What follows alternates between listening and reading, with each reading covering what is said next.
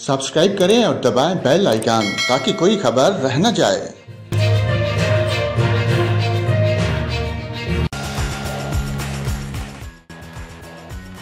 नाज़रीन, जहां पर आपको क्या करें, provincial disaster management authority PDMA ने सूबे में बारिशों से नुकसान की रिपोर्ट जारी कर दी। PDMA के मुताबिक सूबे में आज मजीद 8 अफराद के जानबाग होने की तस्दीक हुई, जिसके बाद अमवात की मजबूत तादाद 196 हो गई है।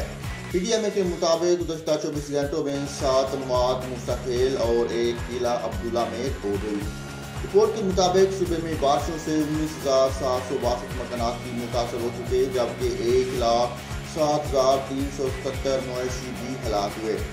PDMA की रिपोर्ट के मुताबिक सूबे भर में सैलाबी रेलों से 690 किलोमीटर रोड और 18 पुल तबाह हो चुके हैं। टोंसा में सैलाब ने तबाही मचा दी। डीजी खान ने फौज से हेलीकॉप्टर मांग लिए।